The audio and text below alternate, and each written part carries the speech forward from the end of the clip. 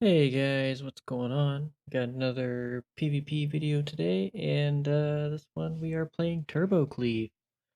Uh, I'm playing Enhancement Shaman as the Elementalist build, which has been giving me a lot of success, doing a crap load of damage, especially compared to some of the classes that are out there, and compared to what Storm was doing before. So it's been a lot of fun. But onto the matches. This is around 1700 MMR, or not MMR, but 1700 CR, probably 2K MMR maybe. Um, but this is like our third session queuing, so we don't have a huge amount of games played just yet. We haven't tried fully pushing entirely, but it's been a lot of fun for me. But anyways, let's get on to the match. So this first one is Assassination Rogue, Demonology Lock, and then Preservation.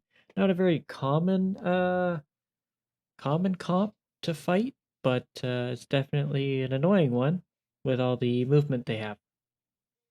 But for what I do against Assassination Rogue specifically is I always bring Poison Cleanse Totem. Works very well against their very obnoxious slow and all their poison bleeds and their mortal wound poisoned. Works very well against that, and not a lot of people tend to kill it. So, but anyways, our main focus is trying to take down the demo lock and shut down his casting. But like Turbo succeeds at is swapping to the closest target and not entirely chasing down the other person. So whenever we can get close to the warlock, we try to, but if we can't, then we just switch to the nearest target and just whack them.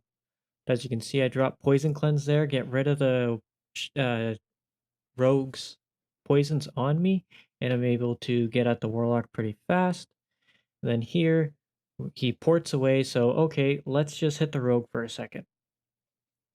The Warlock ran really, really far, so we get a huge amount from the rogue.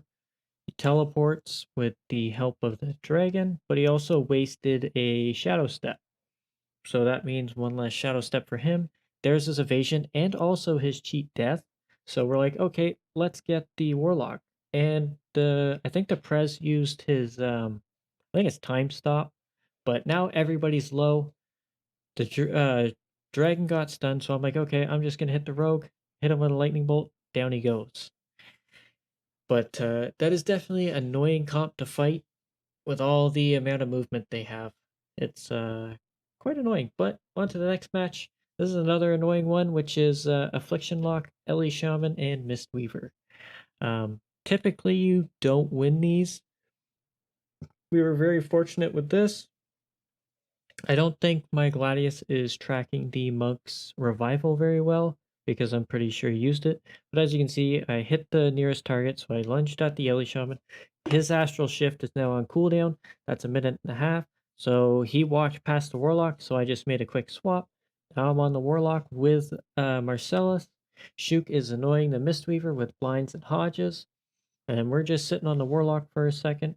Marcellus goes to stun the Ellie Shaman to get him to stop lassoing. Gets a nice double fear on them.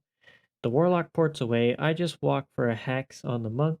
He instantly trinkets that, which then we also get his Monk bubble. So I'm like, okay, just switch to the Ellie Shaman since he was right there. Just a quick Feral lunge away. And now we're back on the Ellie Shaman. He has nothing. The Monk is struggling here. We're putting so much pressure on all of them, but they're also putting a lot of pressure on us. And then here, Marcellus gets a nice stun. There's the revival. Doesn't go on cooldown on my Gladius, which is weird. But there's grounding totem as well, so that's also something. The monk also goes for a drink here, which is weird. He sits down and drinks. Um, that's a huge fault on his part. Warlock gates away. I see the monk trying to run past me, so I thunderstorm him because you can use that while you're stunned. Very helpful. And then I just switch to the Ellie Shaman. Marcellus joins me here. We get Burrow pretty quick. And then we're back on the Warlock because we know neither of them have anything and the Warlock just falls over. So Turbo excels at switching targets. That's why if somebody jumps away from you, just hit the nearest target. Sometimes that's better, and then work your way to your primary target as well. So here I should have trinketed and tremored out Shook, but I decided to sit it and then wall right after. The warrior uses Die by the Sword pretty early on, um, which is really unfortunate for them. There it is. So now we're like, okay, that's Die by the Sword gone. The Demon Hunter still has Blur available, but Shook gets a nice Hodge right after the Fear on the Druid. And then we're just putting so much pressure on this warrior that he just can't do anything about it because he has no cooldowns. I think they overlapped Ironbark and Die by the Sword, which is super unfortunate. But there, we're finding warriors are much easier to kill right now uh, than killing their partner because of Intervene. This was also a really fun match here. We were struggling with Destrolock and Balance Druids, but we found the easiest target to be the Resto Shaman, so we just run in. I know for a fact they want to CC us, so I drop Grounding Totem, and then bam. We're when you drop Grounding Totem, they have to either kill it or wait the 2 seconds for Grounding Totem to disappear, which gives us the free time. Neither of them went for CC though, which was kind of odd, but it worked out in our favor anyways. But on to the next match, which is Hero Cleave. This is a fun one, not for the healer. There is so much damage going out on us here. So much damage either side. As you can see, the Death Knight almost died right away. But our main focus is going to be the Death Knight, but we also want to make sure we're beating up the Demon Hunter a little bit. I'm watching the Disc Priest very, very nicely. So, or I don't know how to say it, but I'm watching the Disc Priest very closely, waiting for hexes. As you saw there, I was able to cast it. Neither of them went for a kick, which is very odd. But I'm watching the Disc Priest looking for penance, getting ready to kick him. There, he knew I wanted to kick, so he went around the pillar because it's a channel and you can move and cast. Marcellus gets a nice fear right on the swap, so now he has no time to recover after that swap. So now he's just trying to keep this Death Knight alive. He's still at half health. He hasn't gotten any atonements on himself. There's the pain suppression. The Demon Hunter is also scared because he has no Netherwalk because he used it at the same time. Disc Priest goes for a penance, instantly kick it. I knew exactly what I was waiting for, and the Death Knight went down. That's one thing you want to watch for is you always want to try and kick the Disc Priest on the penance. Don't kick them on Shadow anymore because Shadow Mend is no longer a thing. They can only heal through holy spells. But here is our Rogue Mage match. This is the final match. I got very lucky with the Earth Grab totem on the Rogue. I knew for a fact he wanted to sap Shook. So I put my Earth Grab in the center and then I moved it in front of Shook because I knew he wanted to get close to him. So our main focus here is to get on the Mage.